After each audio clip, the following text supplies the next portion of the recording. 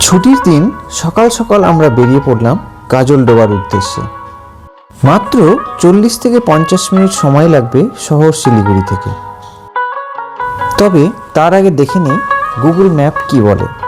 ম্যাপের no before you go option জানাচ্ছে এখানে যেমন পরিযায়ী পাখি দেখা যাবে, তেমনি চিংড়ির চপ এখানে বেশ পপুলার।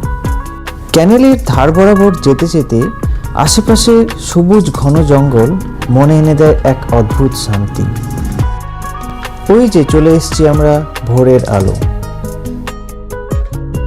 সময়টা শীতের শেষের দিকে, তাই জলের অতটা প্রেশার না থাকায় ব্রিজের গেটগুলো বেশিরভাগই বন্ধ আছে।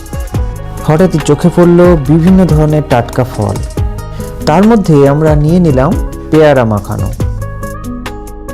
এছাড়াও এখানে পাওয়া যাচ্ছে তেঁতুল, কামরাঙা, কুল, শসা, আখ, আনারস ইত্যাদি।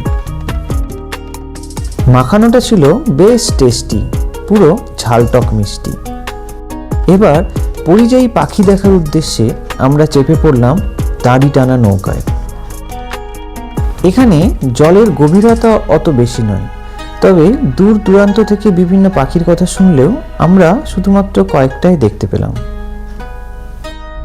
যদিও জলে হাত দিতে দিতে পুরো বিলটা নৌকা করে ঘুরে দেখার আনন্দটাও ছিল অন্যরকম।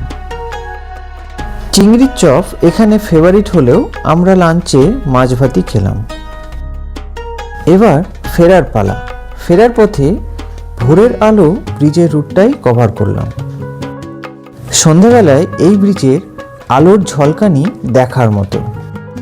সব মিলিয়ে গাজলডোবার এই আকর্ষণ দেখতে ছুটে তো আসতেই হবে কয়েক ঘন্টার জন্যে।